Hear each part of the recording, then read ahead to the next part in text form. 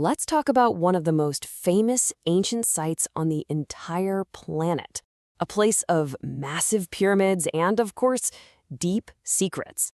But what if the biggest secret isn't buried in a tomb, but in the name we've all been using? We all feel like we know Teotihuacan, right? Or at least we think we do. For centuries, it's just been this incredible monument to a civilization so powerful, so sophisticated. I mean, millions of people have walked its avenues completely awestruck. Well, that is the explosive claim we're digging into. A claim that says the real name of this ancient wonder has been hiding in plain sight this whole time, waiting for somebody to just look up and read what was written, not just in stone, but in the sky itself. Now, this isn't some brand new question, but according to one independent researcher, it's a puzzle that's finally been solved after more than a decade of work. And, well, that's setting up a major showdown with the official story we've all been told. For more than a century, the name Teotihuacan has been it. That's the name in the history books, in the documentaries, and on every sign at the site. It's become totally synonymous with the city's power and its grandeur. So the whole conflict really boils down to this. On one side, you have the official story. The name Teotihuacan, we're told, was given by the Mexica, the Aztecs, long after the city was abandoned.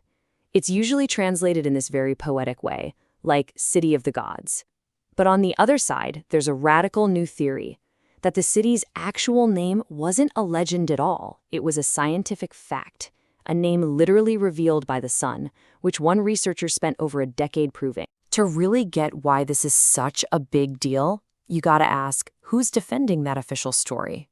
Well, according to the source material for this new research, the challenge is aimed right at the top of Mexico's historical and anthropological establishment. The source points the finger at two incredibly powerful institutions: INA, which is Mexico's National Institute of Anthropology and History, and UNAM, its national university. The argument is that for over 100 years, these gatekeepers have just accepted the traditional name without ever really putting it to a rigorous scientific test. And look, the challenger does not pull any punches. They use some really fiery language from the source, accusing what they call unionized bureaucratic researchers of needing, and I quote, a bath of history. They're basically saying the experts are out of touch. So here's the core of it.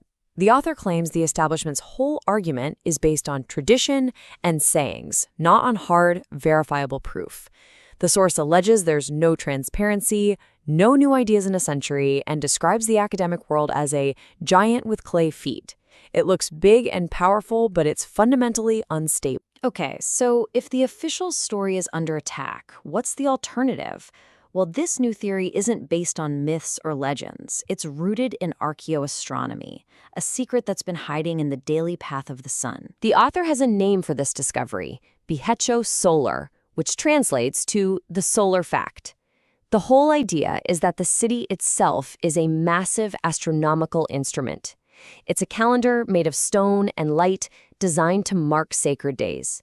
And somewhere in that calendar is the key to its real name. So how does it work? It's all about alignment. Picture this. On February 12th, the sun rises in perfect alignment with the temple of the feathered serpent. That's day one. The cycle continues all the way to the summer solstice on June 21st. And then, on October 30th, the sun comes back to that exact same spot on the horizon. It completes a perfect cycle of 260 days. And here's the absolute kicker. 260 days is the exact length of the sacred Mesoamerican calendar, the Tonopahali. The author says this is no coincidence. It's intentional. The city is the calendar. It's a giant working clock. So what's the name that this amazing solar calendar supposedly reveals?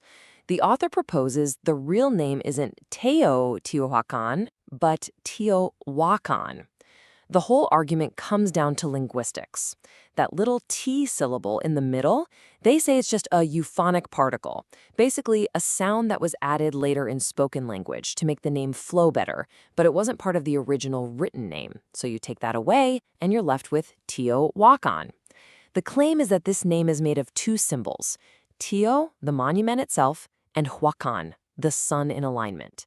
The name is the event. And this brings us to the really big picture. Because according to the source, this is not just about getting a name right. This is a fight for who gets to write Mexico's history. And by doing that, who gets to define its identity? And they frame it in the most dramatic way you can imagine. This isn't just some academic disagreement. In their own words, it is a battle for the soul of Mexico. You can feel the passion there. They really see this as a critical moment to reclaim an authentic piece of their national story. And you got to remember, this conclusion came after more than 12 years of independent work. The source paints a picture of a really significant personal sacrifice. One person's long, lonely fight to challenge a massive, established system. The author even quotes Voltaire to frame this whole thing as a classic struggle of truth against power. The implication is clear. The resistance to this idea isn't about the evidence, it's about protecting an old guard that doesn't want to be questioned. So, where does that leave us? Well, the theory is out there, the accusations have been made, and things are really heating up. And the next step, according to the author, is to bring this whole fight out into the open. You see, this research doesn't just end with a conclusion in a book. It ends with a public demand.